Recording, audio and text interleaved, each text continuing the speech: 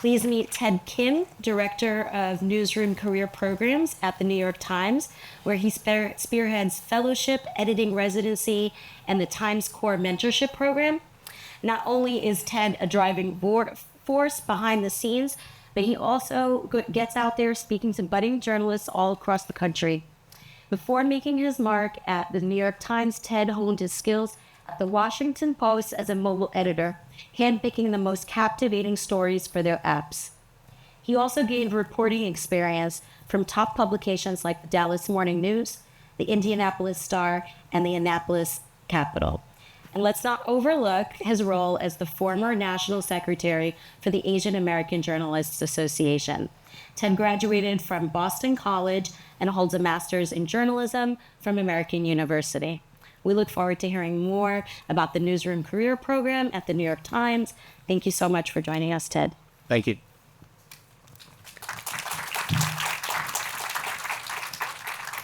Please welcome Taylor Mazzarella, not Mozzarella, early talent recruiter at Warner Brothers Discovery. Taylor's passion lies in guiding early career journalists through the complexities of the recruitment process.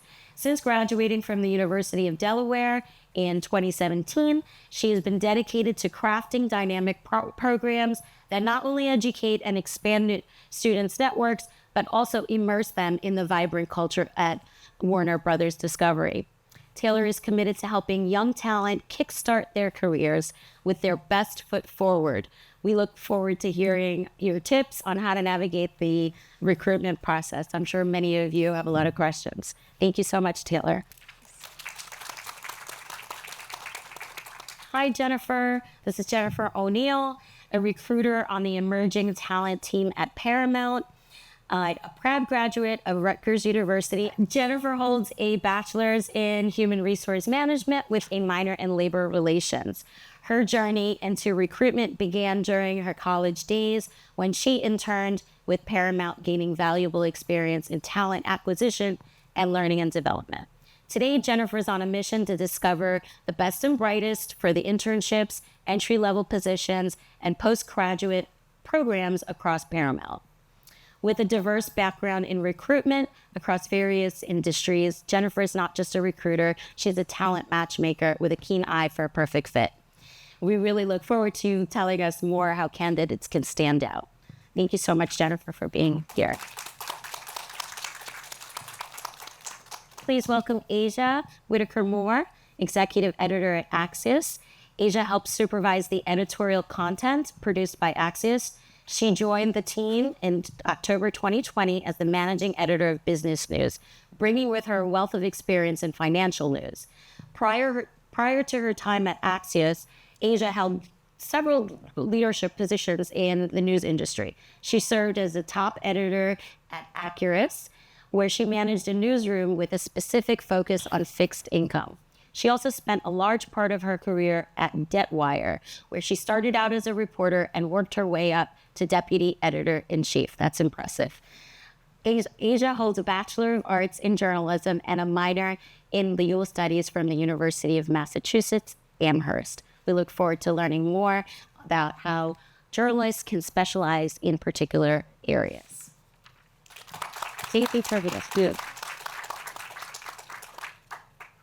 Thank you all for being here and generously sharing your time and expertise with us. To our audience, each one of you has taken a significant step towards excellence in your career journey. Just by being here tonight, your presence is truly appreciated, and we're really thrilled to have you here. Can we get started? Let's do it. Great. So I'm going to start from the beginning. Tell us a little bit about your career journey and how you landed in your current role. We'll just go down the row here. Yeah, thank you, Summer, for the introductions. And just to underscore something that Summer said, none of you had to be here tonight, but the fact that you're here is really, it shows your commitment, and it shows me kind of the work ethic, your curiosity into this. So good for you. Good for being here. Summer had mentioned kind of my, my path. The New York Times is my sixth newsroom that I've been in. So I have a lot of that time. I was mostly a reporter and then eventually an editor, and then eventually going into kind of digital strategy and production, and then eventually management. But my side hustle has always been mentorship and career development. And it's a passion of mine. And we also need it in the industry. So it's kind of how I got, into this track. And I think the big bosses at the New York Times always knew this, because there was a time 5 years ago where they came to me and said, we know that's your side hustle and we need help in this area. So that's how I got here. So follow-up question, how did they know that was your side hustle? They knew because I was very active in AAJA, the Asian American Journalists Association. I had like 20 mentees, and I was like one of the go-to people in the newsroom for someone pivoting careers or someone, needing advice on a particular issue. And when you do that, I mean, people are like, "Oh, you should talk to Ted," and so that kind of it spreads from there, and then also it gives you a lot of practice because you hear about all different kinds of scenarios, and so as someone who is thinking always about not only next steps for people, but like where the media industry is going, I want to help because I think people need help. Thank you, Ted. Taylor? So I kind of took a winding road to get to where I am now. And as many people within HR and talent acquisition say, I kind of fell into recruiting. When I graduated from UD, I was a major in psychology, minor in neuroscience, and I had every intention to go and, enter a field of counseling and be a mental health counselor.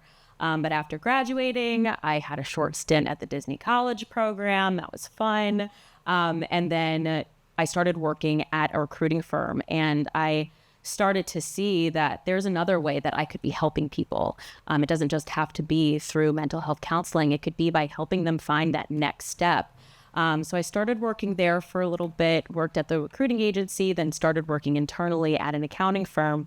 And I realized it's not necessarily where I want to be. I want to continue to help people find their next step, and continue to help students find their first step.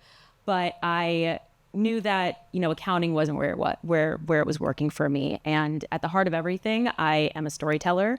I've always been a performer throughout high school and college. I was part of theater.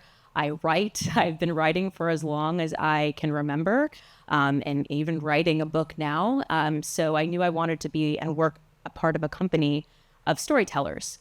And so that's kind of where that led me to Warner Brothers Discovery. At the time, it was Warner Media when I joined. But it's honestly, I absolutely just love being able to help you be able to find that next step, to, make sure that you know what you need to do when you're going through the application process. And when you're with us, I want to make sure that you can stay or give you the tools that you need to ensure that you are making the most out of your opportunities. Thank you. Hi, everyone. Nice to see you here.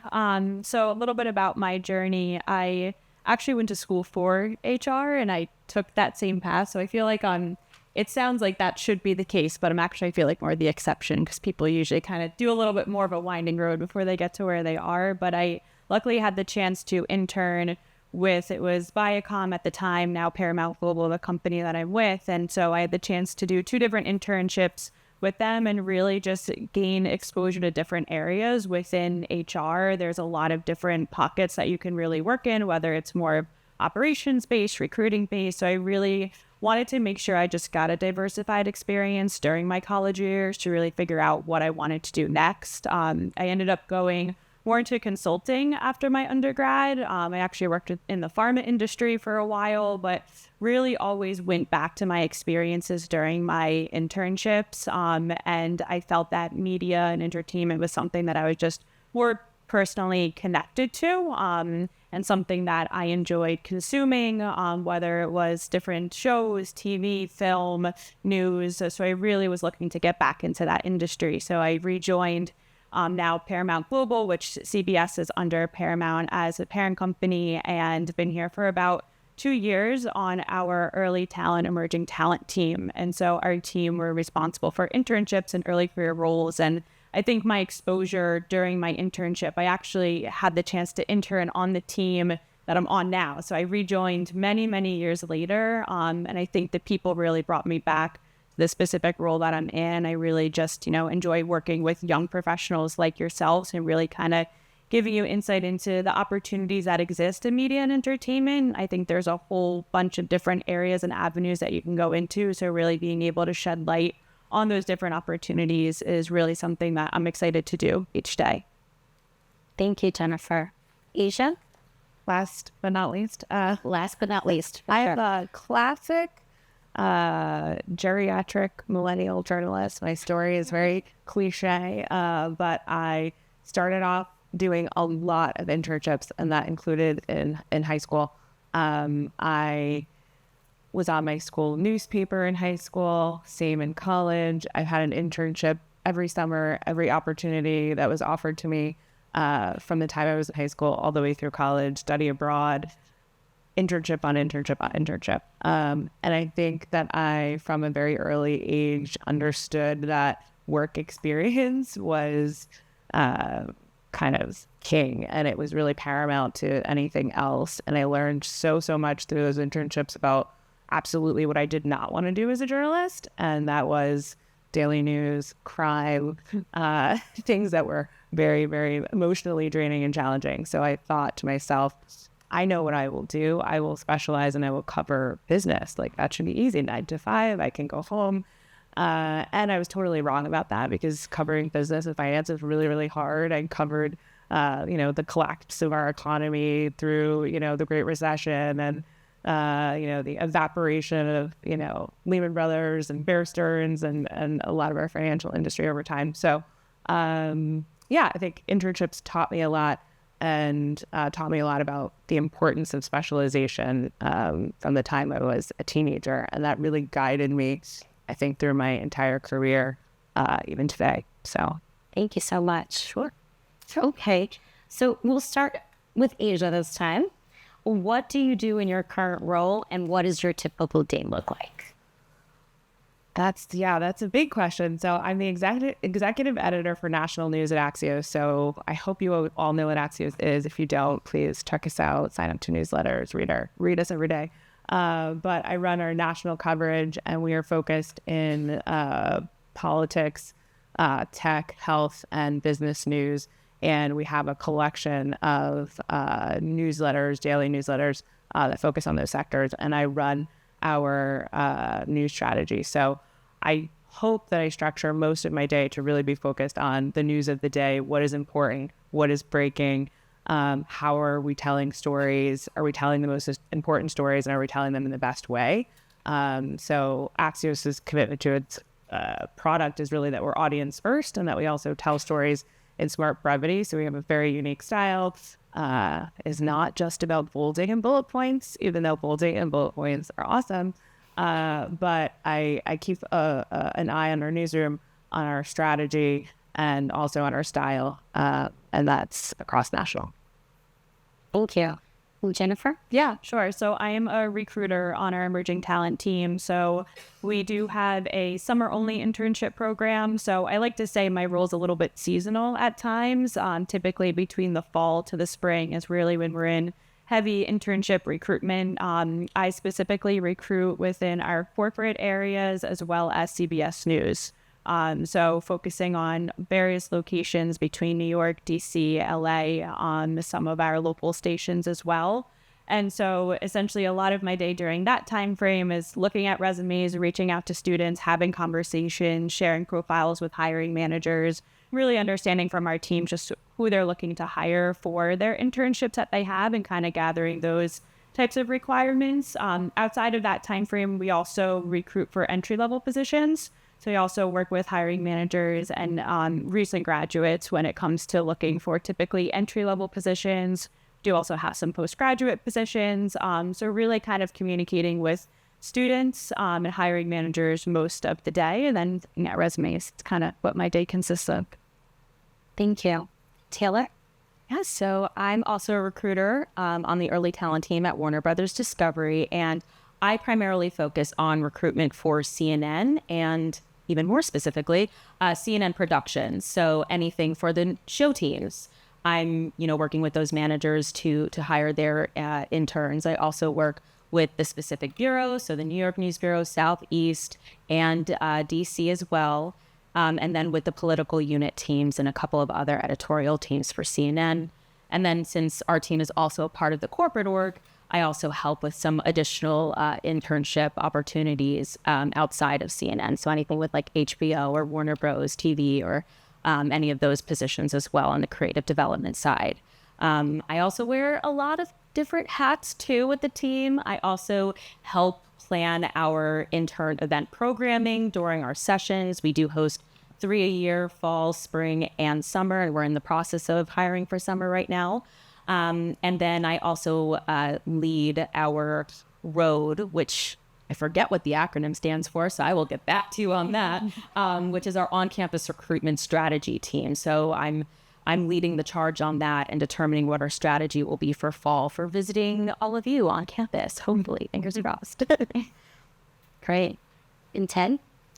Yes, so I oversee kind of the early career architecture for the New York Times. I guess the caption to that would be I oversee some $4 million of programs, probably spearheaded by our year-long fellowship program, which is kind of the signature career development program we have in newsroom every year. We've since added a 2-year editing residency to target kind of an acute need for editors, not just at the Times, but throughout the industry. A new program called the New York Times Core, which is specifically a mentorship program designed to that is designed for journalists from underrepresented backgrounds. So this is not your typical mentorship. Basically, we pair undergraduates with working journalists in the New York Times for the entire duration of their undergraduate career. And it's not, you don't talk to your mentor every day. This is 3, 4, 5 conversations a year, but those conversations are very high level. Should I take this internship or that? Which skills should I build? Kind of the big decisions that are going to set your course. But the headline is I'm thinking a lot about the pipeline, the talent pipeline into the industry. That's what I do every day. So my days are quite varied. Right before this panel, I was talking to our head of philanthropy, who was talking about how there is tremendous interest among funds to think about editing, and they want to tap the expertise at the New York Times. So should we partner with people in that? We have our new fellowship class coming in. We have people that want to hire our current fellows too, and we're also thinking about we're always thinking about what do people need early in their career to succeed, particularly at a time when media continues to change. So it's a lot of meetings, a lot of discussion about what is the role of the Times. We're not a charity, but we have a role to play. So what is that role? How can we leverage our resources, and how can we ultimately solve some of these large challenges that frankly, all of us on the stage and anyone that you're going to be applying to is going to be facing to some degree. Thank you. Okay, we'll start with Jennifer. What were some of the challenges you faced when you started your career? Yeah. I think for me, it was really figuring out just what type of company and culture and environment I wanted to work in. I feel like that's something that you really kind of have to have exposure to different companies and industries to really figure it out. But I think what's really important about anyone's career journey is just figuring out like what your values are and kind of matching them, hopefully with a company that you're interested in working with. So I think that's something that I really kind of figured out over the years of working is what type of values do I have? How do they align with the company that I'm working with? What's important to them? Does it kind of match what's important to me as well? I feel like the support and just having people around you who are really rooting for your success is something that I've found just really important to my personal career journey. So that's something that I think when you're first out of school and you're just like so hungry to start any type of position, it's so easy to just take anything that kind of comes your way. But I think just really being intentional about your first step and kind of going into a position of, a company that really aligns with your values is something that's really important. So I think that was like not necessarily a struggle, but just something I've realized. And it's harder to explain until you actually kind of go through it a little bit yourself too. Taylor? So I think I was very similar to you in that I had to kind of figure out where I wanted to be in my career as well, and what industry I wanted to be in. But something else that I struggled with and still do, and I'm sure I probably will throughout the rest of my career, is imposter syndrome, especially coming from a completely different industry and into the entertainment world and working with hiring managers that are producers and editors and everything else on shows and content that I consume. That was something that kind of, I had a come hither moment of like, whoa, I'm here. So I think it was just, just realizing that I'm now here and I'm here for a reason. And also just having a team around me that really supported me. My manager was great. After a couple of weeks, I sat down with him and my manager at the time. He said, look, we hired you because you are the perfect fit for this role. If you weren't, you wouldn't be here. So you got this and you can do this. And, knowing that I have a team behind me that I can go to for anything is absolutely important. So yeah, just making sure that the values that you hold, exactly as Jennifer said, and that you can find a team that will support you. Because you're going to have those moments. We're human. It's natural. But, as long as you have those around you and you remember you're here for a reason and you have people who can help support you, I think is something that's extremely important. Asia or Ted, I hear a common thread here, and that is two things. You've all sort of touched upon this idea that you have to really do some soul searching and realize where your values were in order to find that job that aligns with it. What did you do, or how did you go through that process of soul searching and really identifying that, realizing this isn't for me, that's what I want, and how did you make that transition? Oh, okay. Yeah, I'll take that one. I think, as I said earlier, it's a little bit, by doing. I had, one of my first jobs at the New York Daily News. I was telling Ted this earlier. This used to be a very big deal in media circles, and it was a very big publication. And I was on the general assignment desk. So, I was covering daily crime. I was covering a little bit of celebrity news, a little bit of gas prices. I was really kind of thrown at whatever was happening that day. And I think I got a taste of the kinds of things that probably back then I didn't call them values because I didn't know that was a thing we should talk about. But I felt it every day when I was, covering a story that was making me feel, that I wasn't contributing probably at the highest level that I could, or it wasn't really just aligning with something that, interested me, invigorated me, and I thought that I could have an impact covering. So I think, that did steer me in a direction of, covering finance, covering business news. And, I really found something that I thought I could make my own. It sounded really boring, but I think I, for myself, found that covering business leadership was really about covering people and covering small businesses. And that's about covering America, and that's about covering our culture. And it is a lot more expansive once you kind of like open up your mind to thinking about it that way. And I think I approached a lot of my early career with that, lens. And I'm a native New Yorker. I decided not to go to college in New York, and I went to college out of state. which in hindsight was maybe not a good idea or not the best idea, because I realized later that I was kind of cutting myself off from an alumni network or having an alumni network that was out of state, right? So I had a good alumni network if I wanted to live in Boston or, root for the Red Sox, which I didn't because I'm a native New Yorker. And so I, had to deal with the challenge of that after graduation. And then I also moved to like a smaller media market. So I moved to Florida, I lived in the Tampa area, and I was really limited by being in a smaller media market and thinking like, oh, well, there's 2 dailies there, so I'll be okay. And like, actually, those are 2 pretty good dailies. There's only 1 now, but at the time there were 2, and it was still really competitive, really, really hard to get a job.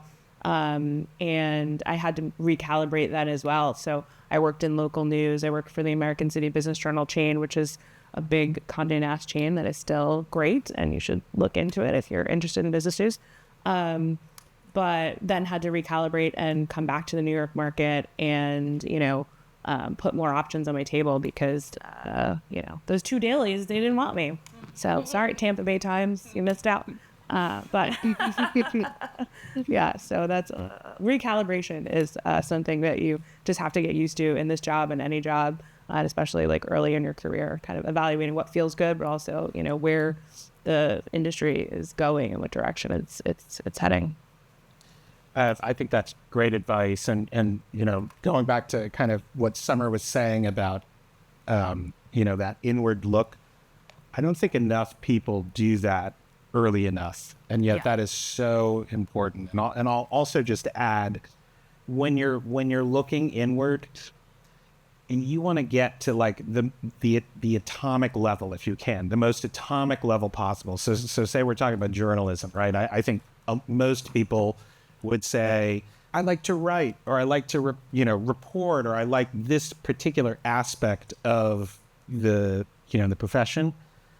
I would challenge you to go even one deeper than that. Like, I like to communicate with people, or I like to take something that someone else has done and make it better, or I'd like to package something so that it reaches like the most people possible. Mm-hmm. The more you can kind of think about what excites you every day, the more effective you're going to be.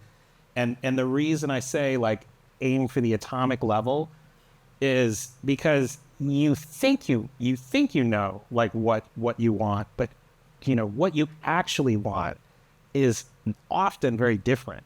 And it is only by breaking things down to like the particles, the atoms of like what you like, that you can get into a job that does excite you. I can't tell you the number of people young people that I talk to who, initially they talk about they want to be a reporter or they want to, cover the White House. And I talk to them for 3 minutes and I'm like, that's a hidden editor inside that they just don't know. Yeah. They just don't know yet.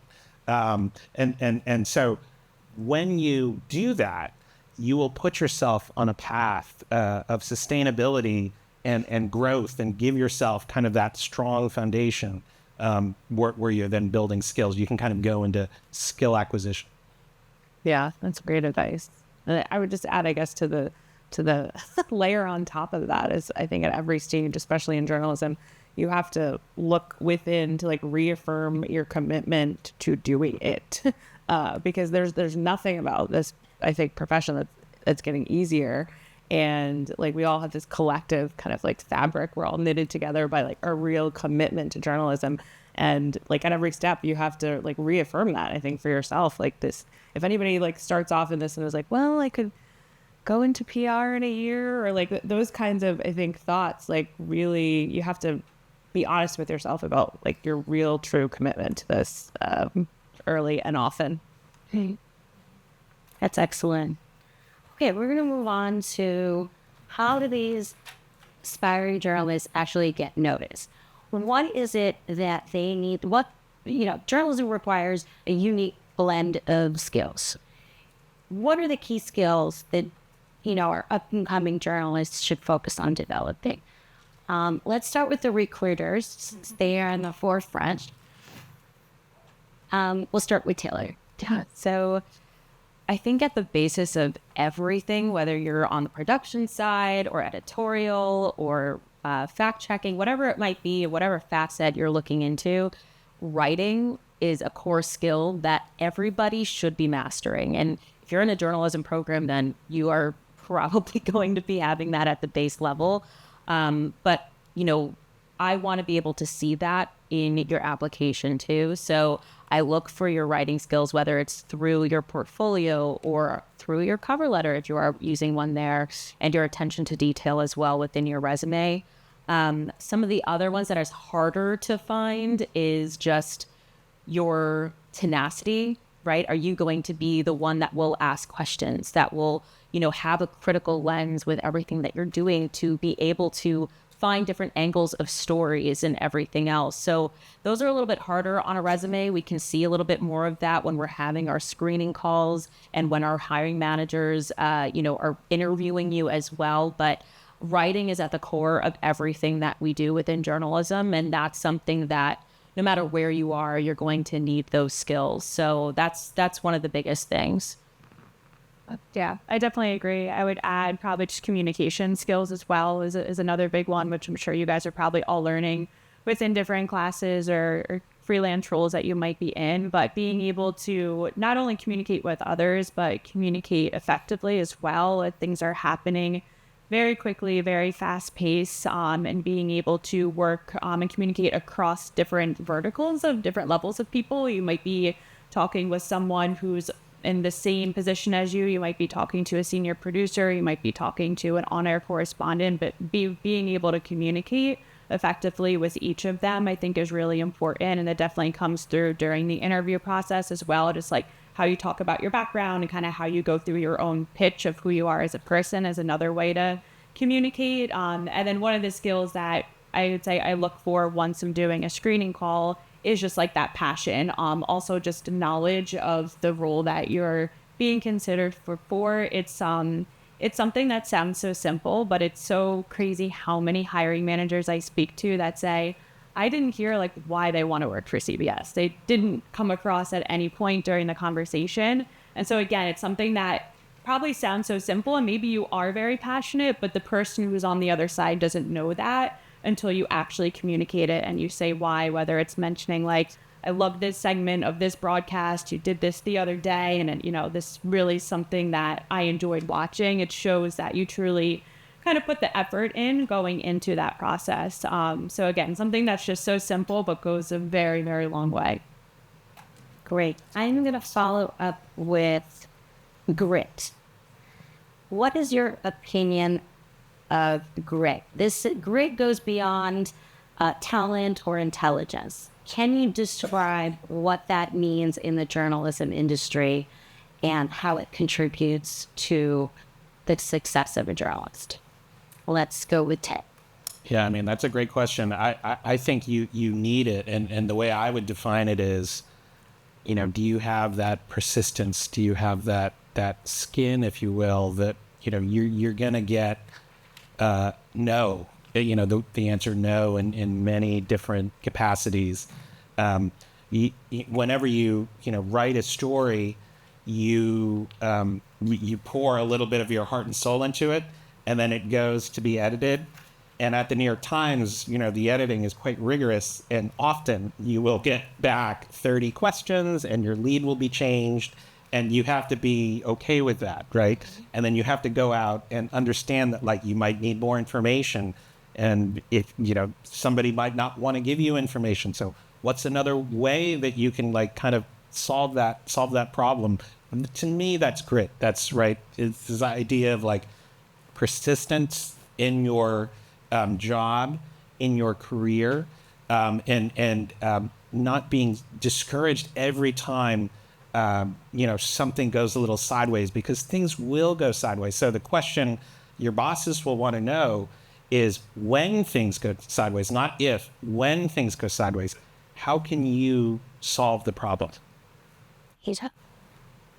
Yeah, it's a tough one to measure for sure. I think, at least at Axios, like in our interview process, we try and ask those questions where we really want to know, like, tell me a time in your life that you have confronted a situation in your reporting or in your life that required that level of, determination. And it's an intangible, but it is, maybe the most essential piece of being at least a reporter, and also probably an editor, also probably any other role in journalism right now takes that grit. Myself, I love to remind my bosses to this day that I applied for a job at Axios. I did not get the job. And, 2 years later, I came back to the organization as like managing editor, running the business team. And like timing is everything, but it also, is like don't give up on the things that you want and the things that you, know are, part of your true journey in this career. So Thank you so much. sure. Okay, we're going to go into a topic where I believe many of our audience members will be very interested in. What are some of the early career roles at your company right now? Yeah, I mean, I'll start. The Times is kind of a unique place in that, in journalism, for the big staff roles, typically we are looking at people with a lot of experience, and it's not because we're snobs or anything. It is because it's hard, right? It is really hard to cover the world with an audience that scrutinizes like every word in every story, quite literally. We have reporters on the ground in Ukraine risking their lives so that you can have the information about like what's happening there. We have reporters in Gaza. We have reporters around the world, covering climate change, covering changes wrought by AI. We have reporters, at the Rio Grande. There was just an amazing visual story done by one of our top photographers, Doug Mills, where he took a trip with the patrols on the Rio Grande, and you could see in the barbed wire like clothes that were caught in the barbed wire. Literally, people like losing the clothes off their backs to come to the United States. That is like important information. And it can be difficult. You need experience, in order to do assignments like that. In order to create the pipeline, though, we have kind of a role there, and so we've created kind of a suite of early career programs. We have a number of them. I had mentioned the year-long fellowship. We have a 2-year editing residency. We have that Times Core mentorship. We have a fellowship run by our former executive editor, Dean Baquet, called the Local Investigations Fellowship. All of these programs, if you Google New York Times early career or entry level, anything like that, it will come up. Those a menu of all of those programs will come up. And I encourage you to take a look to see what might fit you. A lot of those programs are quite competitive, but what you can do is you can kind of keep applying to them, over time. And in fact, I think some of, the fellows that we take, maybe it's their second or third time, applying, but they reach kind of critical mass in their experience, and then they come to the Times and they really level up their skills. That is really what these programs are for. So at Warner Brothers Discovery and at CNN, we are currently hiring for our summer internships. So if you look on our website right now, you will find, our CNN show teams. You'll find political unit, investigative unit. You'll find other additional beats as well, like race and culture, weather, health, a lot of niche areas. And then we also have a lot of other opportunities within marketing if you want to look at the corporate side, I guess, of the journalism world there too. If you're also interested in lifestyle and, food, We also have opportunities with Magnolia Food Network and also, what is the third one? I should know this. HGTV. I watch those shows all the time.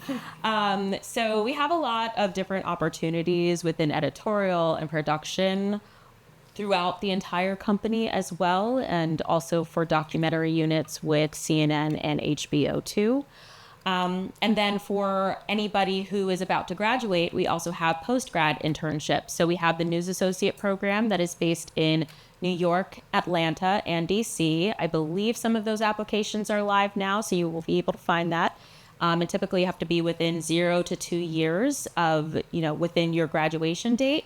And that's about a 12 to 15 month program. It's rotational. So you're within different areas of CNN as well. So you might be with the digital team. You might be within the bureau at that location.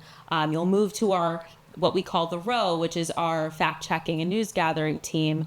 And then, you might also be able to transition into a show team as well. So there are a couple opportunities, a couple avenues for you to look through. And back on the internship side, again, we do offer 3 per year, so fall, spring, and summer.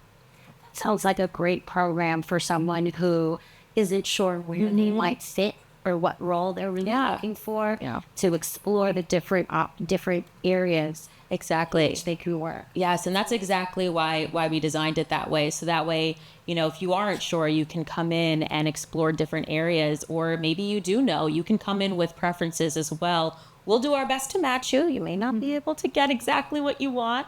It all depends on what's available, but we do our best to cater to what it is that you're looking for. And our managers do a great job of that too. When you come in, they'll sit you down and say, what is it that you want to learn? What is it that you're good at? What do you want to keep doing? What do you want to do differently? What do you want? What skills do you want to add?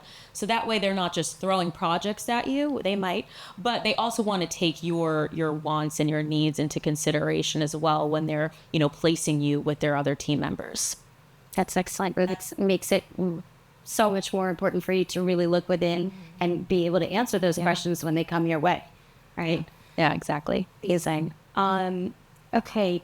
So I want to ask Jennifer, what kind of early career training programs do you have at Paramount? Yeah, so from an early career perspective, we have a couple, I guess, that fall under the postgraduate type of program. So we do also have a news associate program, which is very similar. It's 18 months. You go on rotation typically every 3 to 5 months. And same, you get exposure to those different areas. Usually that's DC and New York that we hire for. Really, our news associate program acts as a pipeline to our full-time staff positions. So coming into the news associate program can also apply really at any point. It could be 2 weeks in, it could be 6 months in to that program, and apply to full-time opportunities as well. And our full-time staff roles or broadcast associate level is what we hire for. Again, typically in New York and DC. The news associate program we hire for really just as needed.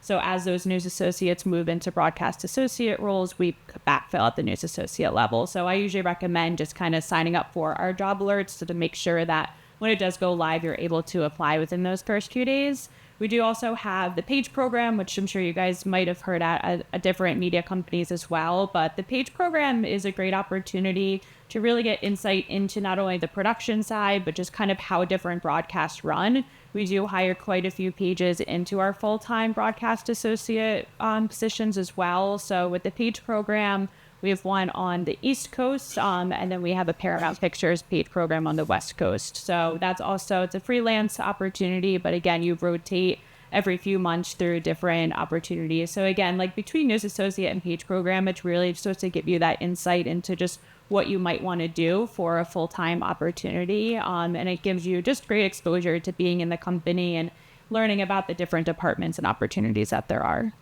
That's great. Thank you. Asia, I know that you're managing a business news team. When you look to hire, it's probably not entry level, or are there entry level positions in a specialized beat like finance? Yeah, so I manage the whole newsroom now, but we do have Axios is, our mission is that we are, doing distinctive journalism for smart professionals. but we really are very expertise driven. So, you know, a lot of our staff positions are very senior, you know, kind of leaders in their fields. But I think we, you know, in terms of the entry level things that we do offer, we have a fellowship program as well.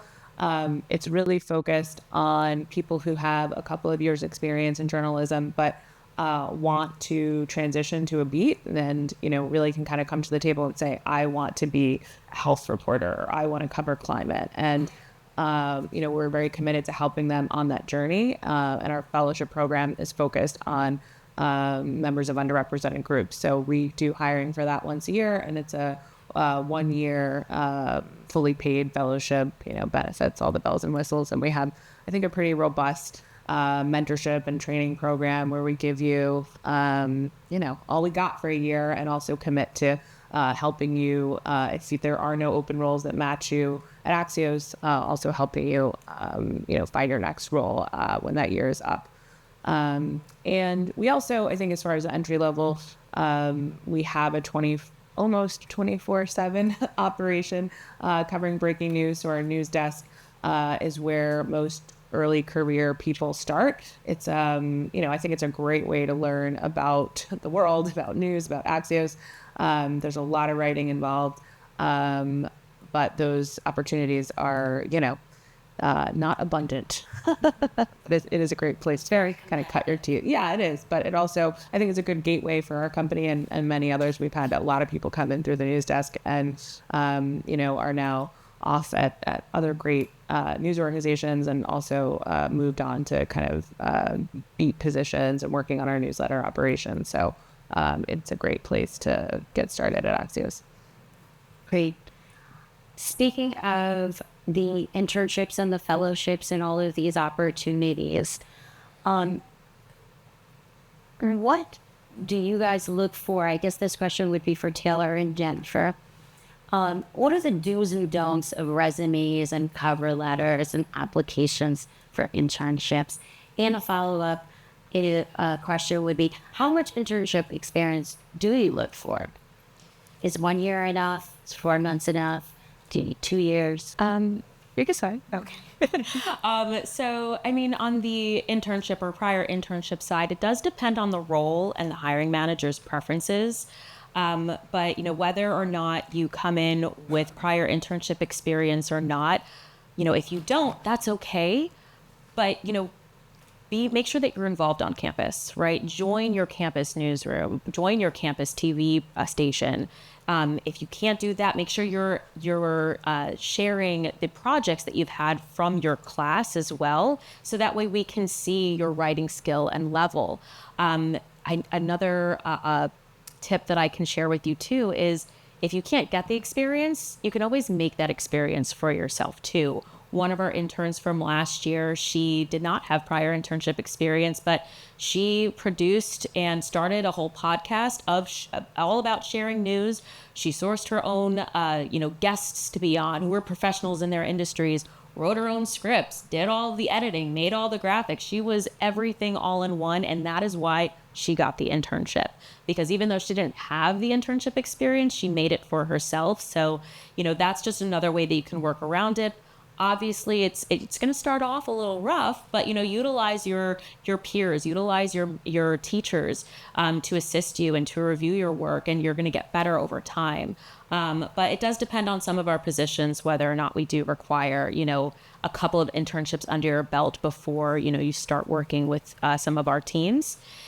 And then some of the do's and don'ts for resumes and cover letters. One thing, not paying attention to the details, right? If you're joining journalism or any of our editorial positions, or really any of our roles, you know, we want to make sure that you can pay attention to the details and that you can check your own work. If your resume is riddled with errors and mistakes, that is a red flag for us. Your work with us is going to be seen to millions of people, right? Within the first week of your internship, you have bylines. You're creating packages. So we want to make sure that you can, you know, edit yourself as you go. And that's a big one for us. And then on the cover letter side, if you are including a cover letter, please make sure you have the right company name. Please make sure you have the right company name. Do we still use cover letters these days?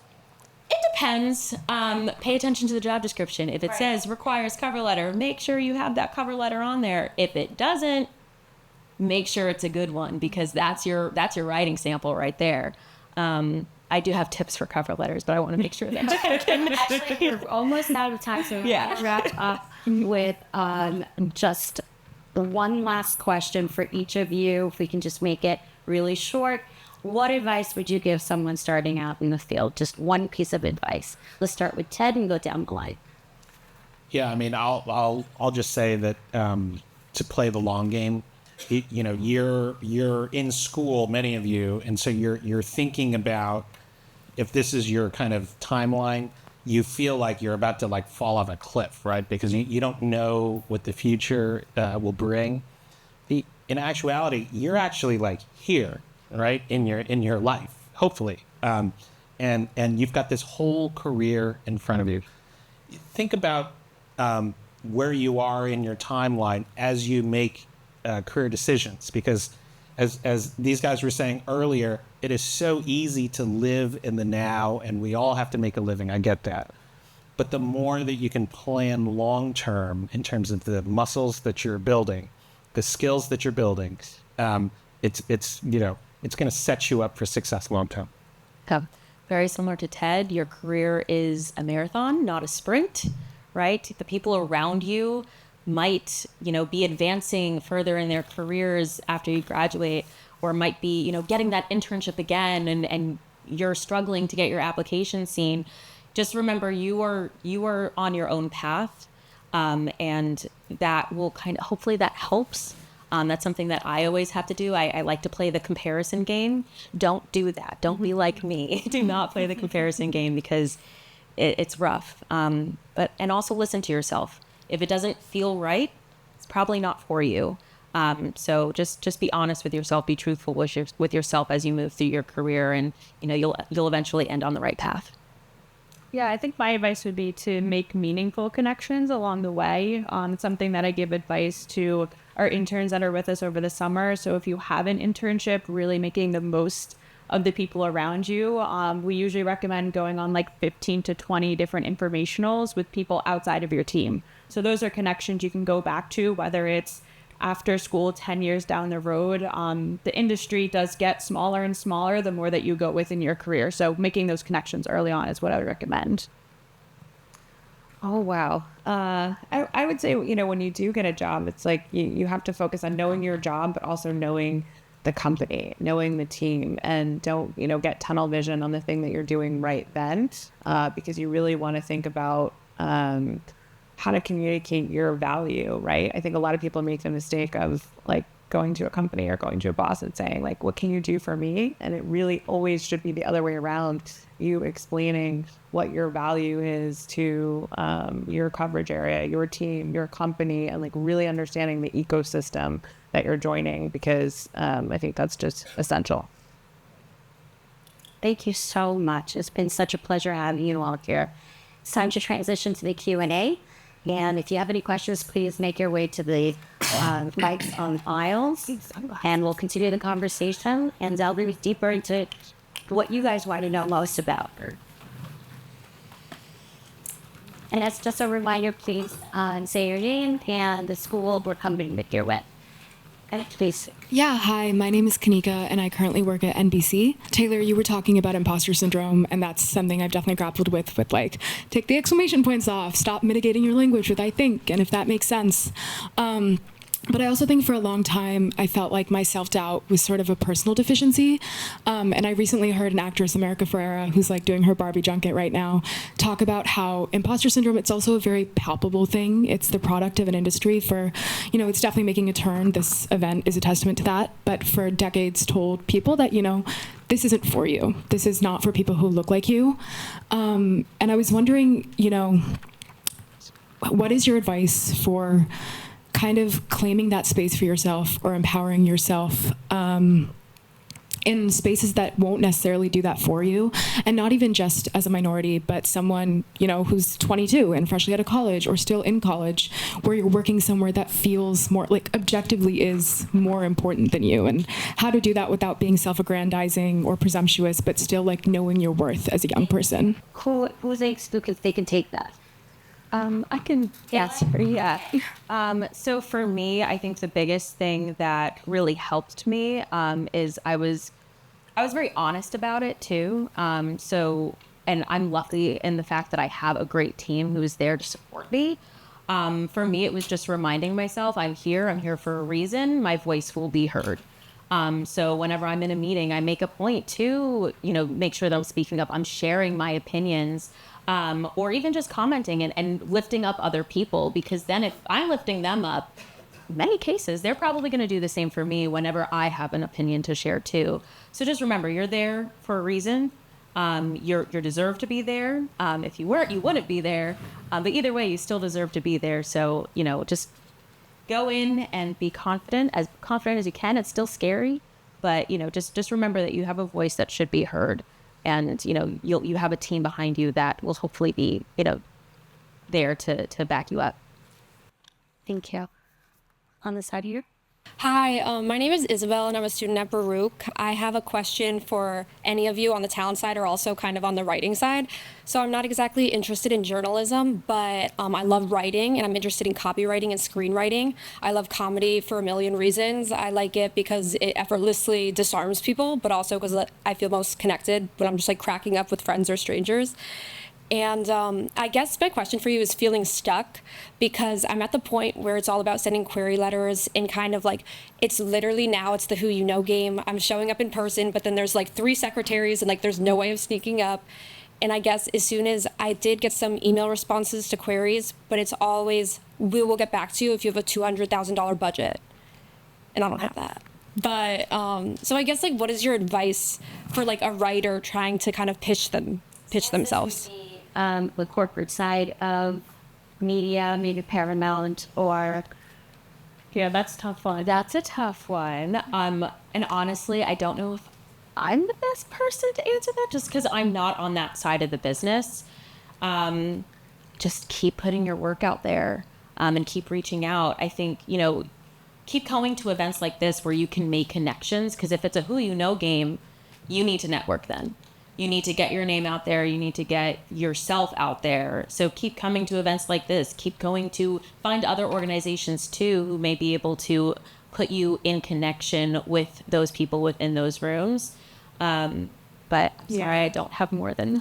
I think that cold outreach does get hard when you're not getting anything back. But I don't think stopping that is the answer. I think continuing just to do outreach, finding mutual connections as much as you can is something that I recommend. Like I always tell people, find someone who went to your college that is now within an industry that you're in, and try to make that connection. Hopefully if you send like 100 messages, you get something back. That's usually what I connect with most people on, is that they have some sort of mutual connection with me. I'm more likely to respond to them back.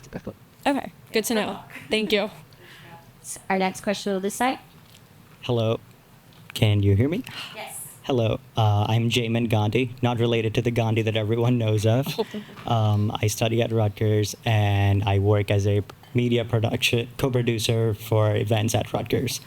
So I want to ask you, all of you, as to like, what is the most valuable skill, or like, you know, as you said, writing, tenacity, good communication, but like, if there was a skill that you would look for in like everyone, what would that be? Especially now that with like AI can do a lot of writing, how do we even stand out with that, as to like what skill is like coming forth that would stand out? Well, I mean, I can take a meta stab at this, which is, this is not a specific answer, but this is specific to the role.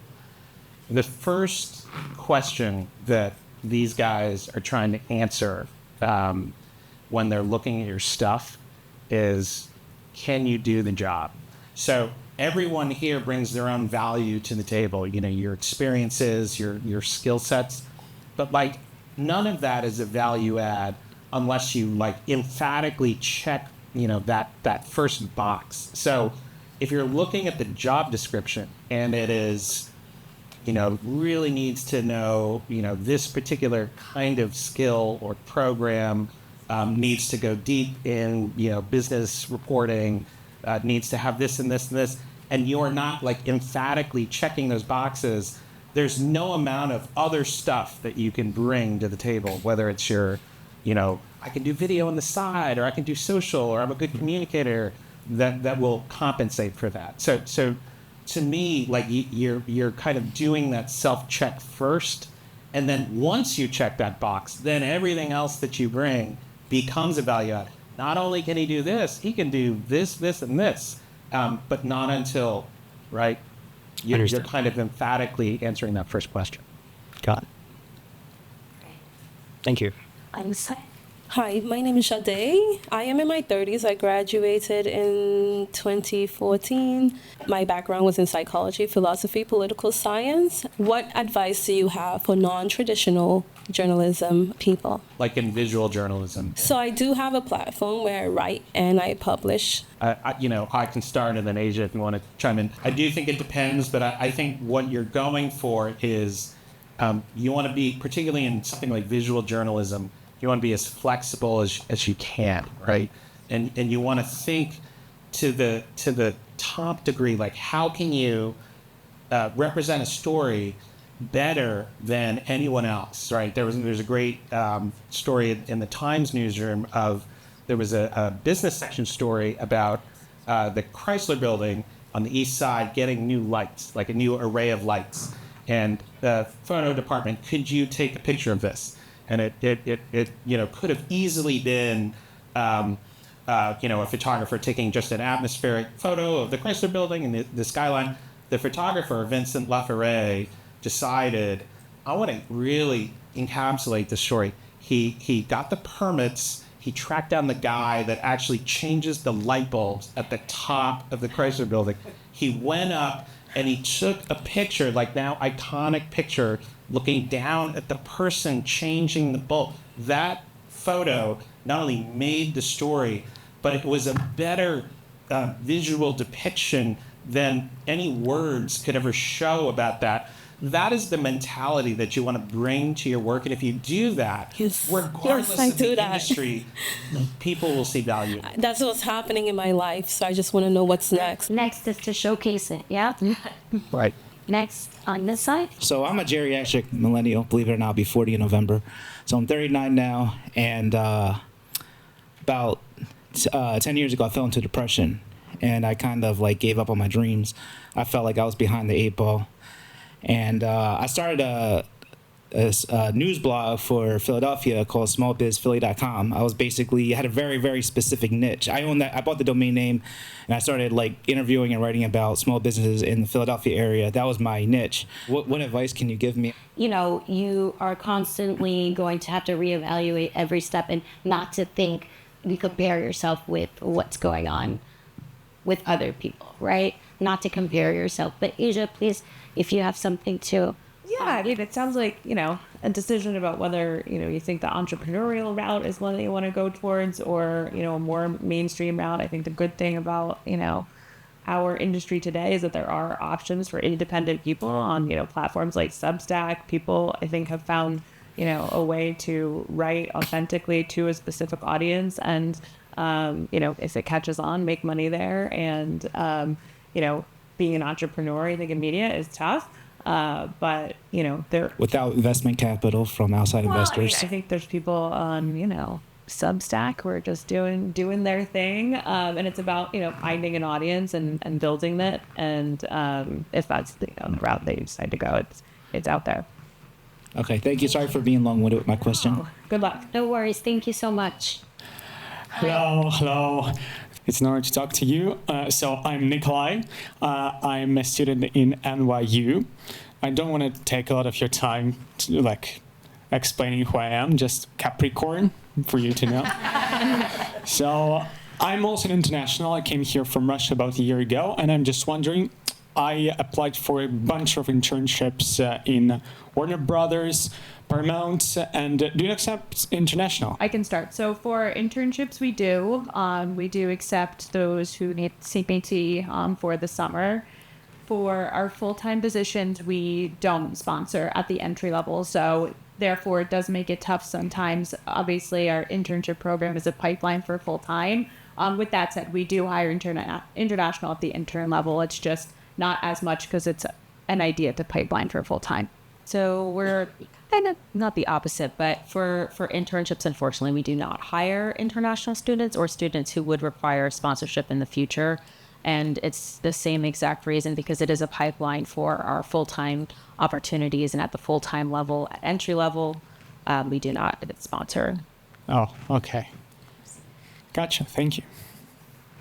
Let's go to this side. I had a similar question, I guess. I'm also an international student. I'm a senior about to graduate from NYU. And I guess my question was, Isaac? Yeah. And as someone about to graduate as an international student, I was wondering what resources or like things we should be looking out for as international students who may not have as many opportunities, because a lot of these are unsponsored, or like a lot of internships aren't willing to like sponsor like OPT or like CPT, right? Yeah. I think there are more organizations, including the New York Times, that are willing to sponsor the OPT for kind of this extra year that will allow you, to work in the United States. It's the longer term, which is, it takes a long time sometimes, and it is cost prohibitive not only for the individual, but for the for the company. It can be, which is why it's difficult. My advice is to talk to other people who are in your exact position, because everyone is, who's an international student is thinking about this, talking about this. There are schools that have workshops. I think NYU, in fact, might have a workshop about this, where a lawyer will come in and talk about the different pathways available to you. And sometimes you have to be creative, because there's no, sometimes there's no easy answers because of some of those challenges that I mentioned. Thank you. Hi, I go to Brooklyn College. I also have a role as like a contractor role with the Associated Press doing like vote counting, basically. And so I've been to a few AP events, like gotten some contact information, but I'm sort of unsure of how to actually utilize like small connections like those. Like, I'm sure like having a family member obviously working in a news organization would be a wonderful thing. I don't think many people have that. How well do you have to know someone for it to be a useful connection in the journalism industry or entertainment industry? I can kick us off with that one. So the thing with networking, it's all about building relationships, right? You don't want to meet somebody that you just met 5 minutes ago and say, do you have a job for me, right? That's not how that works. So it's building that connection that you initially made. So every couple of months, check in. Say, hey, I saw this happen, depending on where they are, right? Let's take Warner Brothers, for example, right? Barbie came out last year. And it's like, I hope you liked the Barbie movie. I know I did. What Barbie are you, right? That could be a funny way to connect with somebody if they work at Warner Bros. or if you know that they worked on the movie, right? So trying to find creative ways that you can continue to stay in touch, that it makes sure it feels organic. You don't want it to feel fake, right? Just be genuine about, the connections that you want to make with them and the relationship that you want to have with them long term, because the more you talk to them, the more you connect with them, maybe see if they're available for another coffee chat. That will hopefully then lead to, hey, we just had this role open up. I think you'd be a good fit for it. I would also just add really quickly too, if they're not like in a recruiting function, maybe you could ask them if they can introduce you to a recruiter. then you have a little bit more insight, and that's kind of like your first step. So that's another piece of advice. Hi, my name is Aria. I recently graduated from New York University, and I'm interning at ABC News right now. So my question is for people who are looking to transition out of internships, maybe they've done a couple internships and they're looking for more full-time or permanent staff roles, what advice do you have? And it seems like, I understand that, it's kind of a difficult time in the industry right now, but there are, so many different pathways to take. Like, I could go to a smaller publication and take on a bigger role versus maybe a major network, but take on a more smaller entry-level position, or even freelancing. So what advice do you have for people who are trying to figure that out and landing that first full-time gig? I think I would say just to be open to different experiences. I don't think you're, especially more earlier on entry level, your next experience isn't going to be the wrong one. It's a learning experience either way. So I think whether it's at a larger role at a smaller company or at a large company, maybe more entry level, you're still getting that experience. I think either way, it's just kind of figuring out what you might want to do next. I think the hardest thing within media and entertainment is we hire in real time. So a lot of it is just based off of opportunity that exists at that moment that you're looking. And sometimes all the stars align and it works out great. And sometimes you do have to wait a little bit for the right opportunity. And if you enjoy where you're currently working, make sure that you're open with your manager too. Let them know, hey, I'm looking for full-time work. Do you have anything open on the team? I would love to stay. Or maybe they can connect you with somebody who they know is hiring. So just make sure that while you're internal at the company, you're making the most of that and connecting and networking and building relationships with, whatever team that you're interested in. Thank you. Thank you. Well, we're going to wrap it up tonight. This has been such an informational panel. I want to thank everyone, our panelists, for all the thoughtful contributions, their time and expertise. The wealth of knowledge and diverse perspectives here was truly, truly amazing and remarkable. I want to express my sincere appreciation to everyone who has attended, to the Center of Communication for making this all possible. And obviously, your engagement here tonight made it that much more special. So thank you so much. Thank you. Thank you.